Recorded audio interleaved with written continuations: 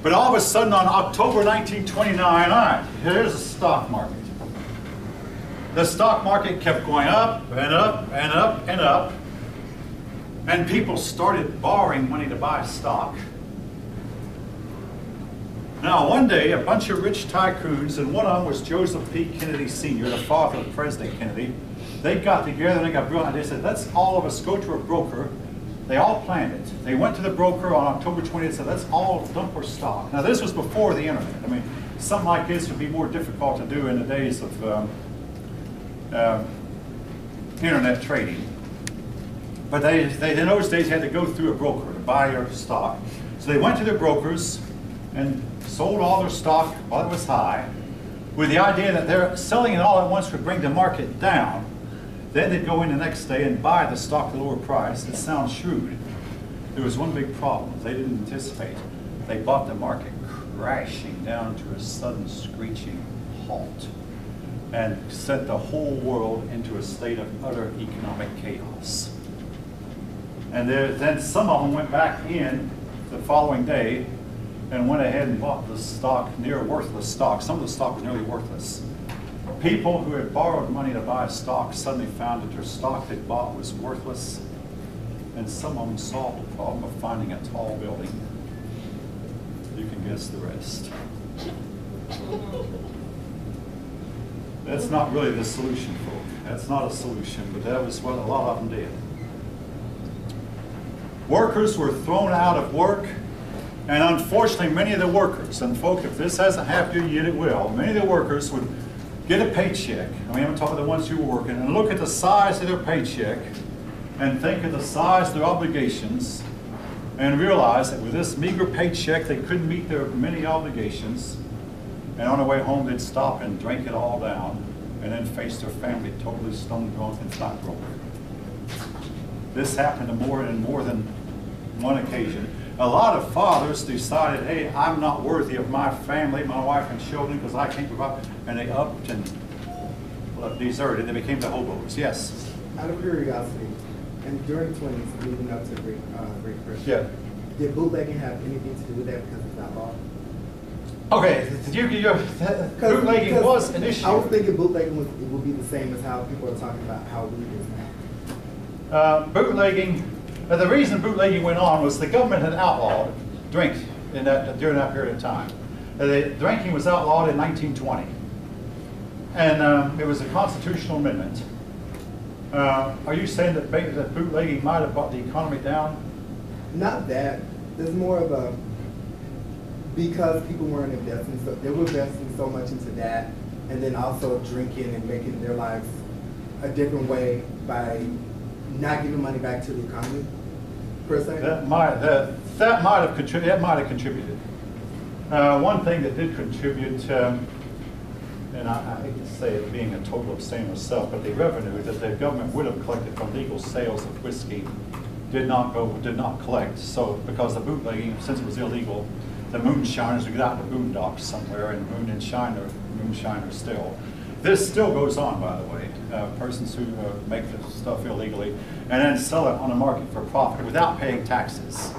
That might have contributed. And also, one of the biggest bootleggers in all of history was the man I just named, Joseph P. Kennedy Sr.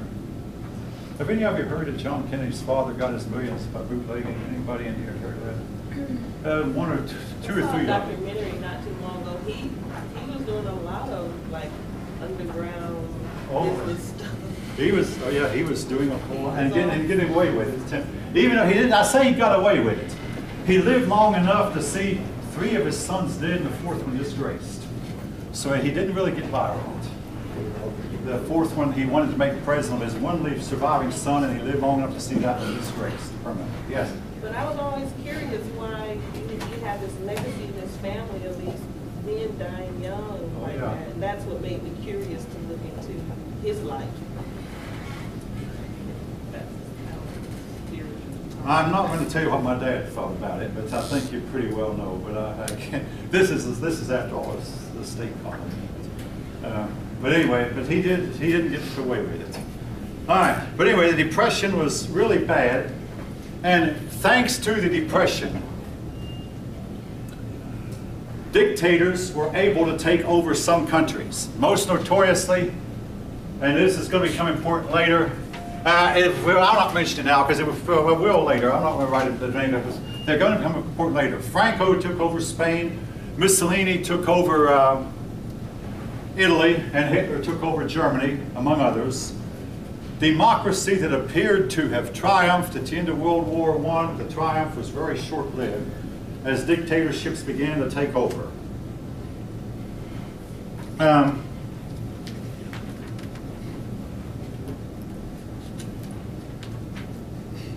Your book shows a bunch of bread lines in Paris, people waiting for hours and hours just to get a free loaf of bread.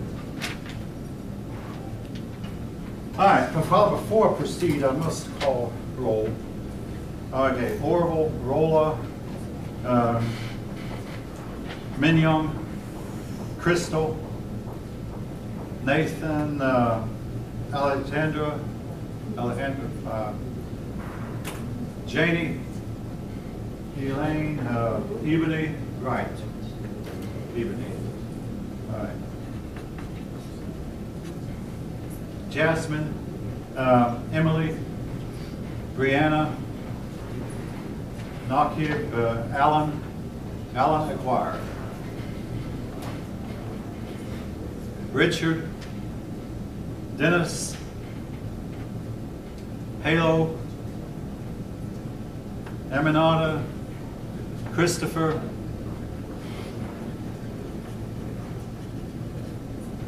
Louis, the Asha, Drew, Harjeev, Anna, Denicia, Tajir, Yod, Lauren, Henrique, Evan, Mohammed, Marbella, Benjamin, Peggy.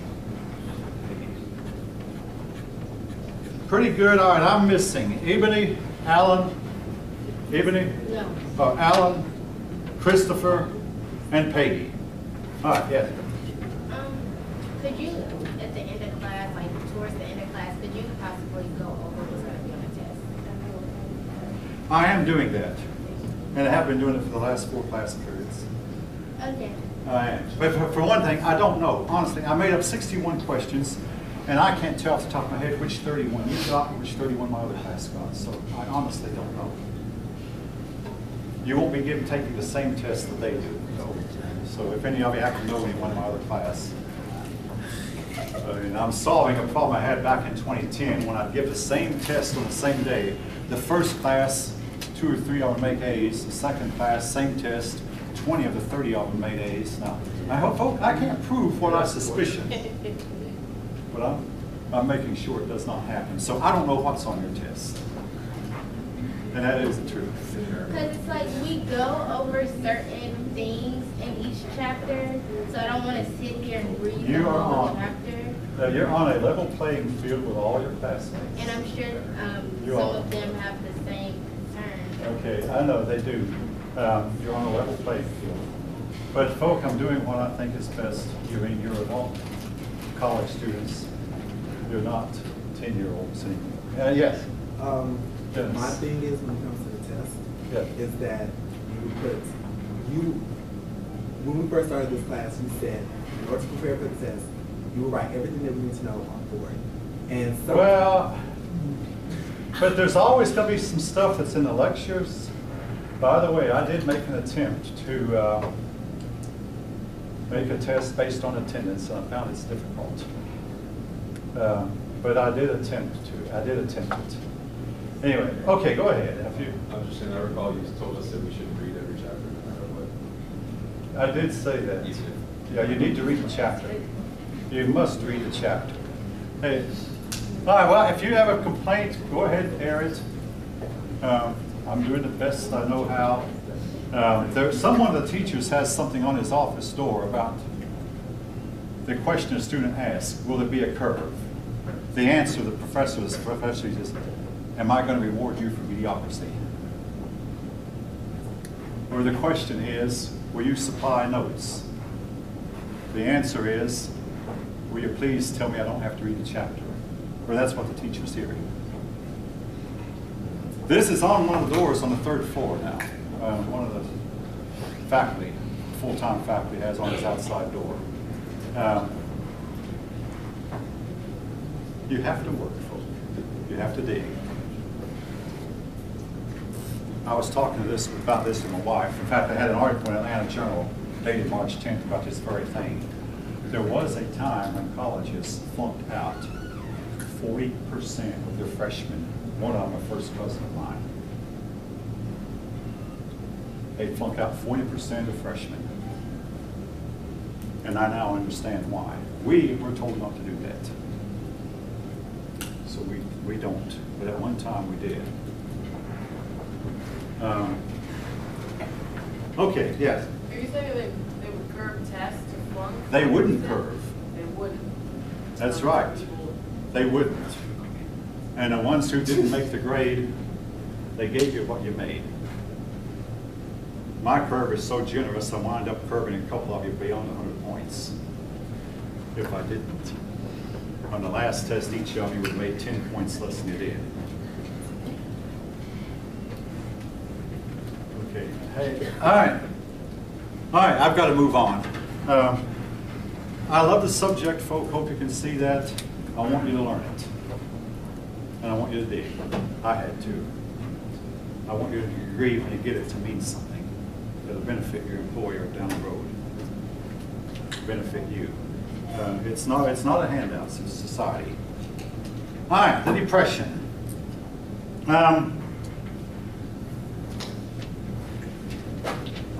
Your book mentions how that France didn't feel the Depression much until 1932. In Germany, the German Republic that is set up after the Depression failed, so they elected a president, von Hindenburg. Now, your book doesn't go on to mention that Hitler tried to take over, it will later, that Hitler tried to take over the government and failed, but then Hitler was able to take over thanks to the Depression. I mean, Hitler was an evil man. Good times meant he had bad. Bad times meant he had good. Yes? So what you saying they elected? They elected a president, Germany did. Now, and by the way, Hitler got his office by constitutional means. He at first tried to get office by military takeover. That didn't work. So then he took office by constitutional means, and what he did was get power by means of the German Constitution. Now, in the United States, when the Depression broke out, Herbert Hoover was president, and our country blamed Herbert Hoover. So, Herbert Hoover was Republican. The country blamed Herbert Hoover and blamed the Republicans. And the Republicans have gotten a lot of the blame since. So in 1932, the nation elected Franklin Delano Roosevelt.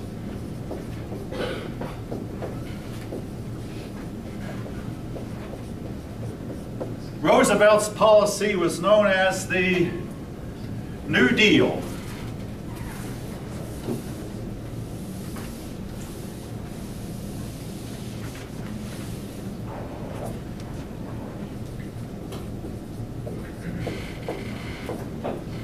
Roosevelt's policy was known as the New Deal.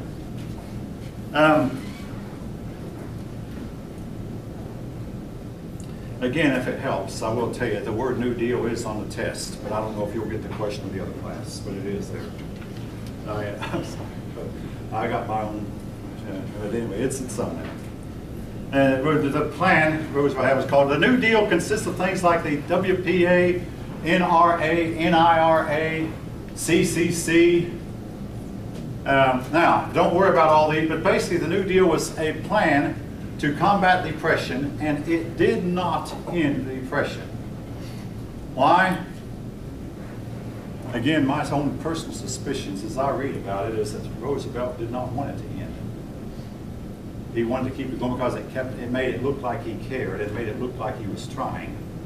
But he spent just enough money to make the people think he was trying, but actually it made the problem worse.